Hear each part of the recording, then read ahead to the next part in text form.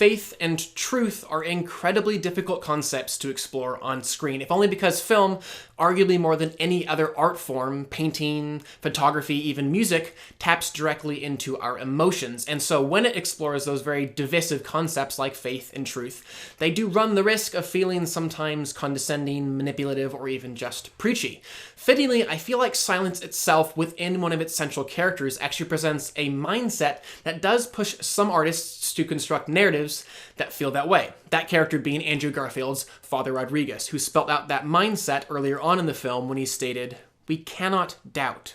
That will be our death." Fortunately, that in no way was the mindset of those behind this film. This film was riddled with doubt. In it, I did not see writer-director Martin Scorsese step up on some soapbox to declare to the audience that he had figured out the answers and now comfortably held to them with absolute assurance. No, I saw a man fall to his knees, calling out for answers, begging for clarity, and fighting for the truth. And he bravely took the Father Rodriguez character, and by extension us the audience, on that journey with him, slowly and painfully stripping away his confidence, assurance, and belief, and at times replacing it with doubt, loss, and despair. And that very patient, plotted process really was the backbone of this entire film, and I, for one, found it riveting. This film completely lived up to its title, as it was this passionate search to perceive, in the midst of silence, a voice that could whisper all of this pain, sorrow, brokenness, and misery, all of it is for something. And Scorsese really allowed that message to pervade every aspect of this film's artistry. So visually, for example, he would often blanket entire scenes with this muffling fog, and then, in conjunction with the character's faith, allow it to clear in moments, forcing them to ponder anew, was that a divine sign, or nothing more than mere coincidence? And across the board, Scorsese's intentionality on this film was absolutely astounding, especially when you take into account his body of work and all the different stories that he's told and all the diverse genres that he's tackled. Just recollecting the film that he made right before Silence, The Wolf of Wall Street, which was this energetic, pulsing, driving, unstoppable examination of the decadence and corruption that we, as a species, seem bent on attaining, that film was stuffed with these dynamic camera moves and kinetic editing, a style that was completely thrown out for this film, but never at the expense of a unified style, personality, and soul.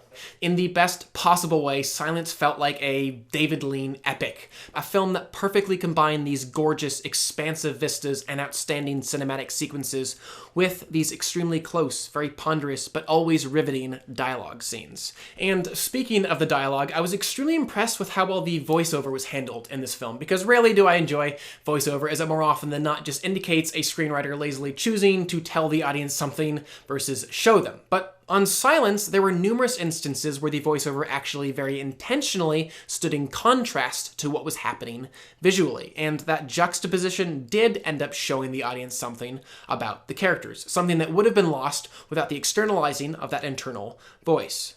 And taking on much of that voiceover was Andrew Garfield, who was just outstanding in this film, really feeling authentic in that 1700s setting, while at the same time still infusing this character with such a timeless earnestness and sincerity, allowing me as a modern viewer to still see in him something to which I could identify and relate.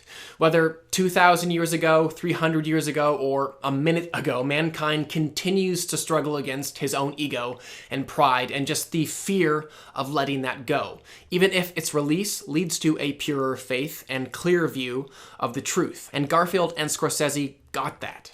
And though their roles were significantly smaller, both Adam Driver as well as Liam Neeson really did bring it in this film as well. But the performances that most consistently just blew me away really did come from the Japanese performers, from those that were co-stars all the way down to those that simply filled out a crowd scene. They were all so believable, which I mention now because that authenticity really did lead to a much more immersive and engaging experience. And probably my favorite character was this Japanese Christian named Kichichiro, who was this extremely frustrating but undeniably relatable combination of Judas Iscariot and the Apostle Peter, who summed up his own struggle in such an honest way when he said, "Where is there a place in this world for a man who is weak?" And so even as, by the film's end, both Scorsese as well as author Shusaku Endo did reveal their own personal beliefs, they did so gently and only after nearly 3 hours of tortured questions just like that one, keeping that reveal from feeling like a manipulation or condescension. And better yet, even as their faith was felt as the film came to a close, it wasn't so confidently stated or passionately declared that the audience themselves couldn't continue to seek, question, and ask as they walked out of the theater. And that is just an incredibly difficult thing to do with a story like this. And for all these reasons, I will give Silence a 4.5 out of 5 and a heart. I would still love to know what you guys thought of the film though, so definitely comment below and let me know. And I know his body of work is incredibly diverse, but if you had to choose a favorite Marty Scorsese film, what would it be? I think for me personally, it would be Goodfellas. And finally, please do subscribe. I'm going to continue to review films and television on this channel, and I would love for you to stay up to date on all of those things. But for now, I'm Chris Hartwell. This is The Heartbeat. Thank you for joining me.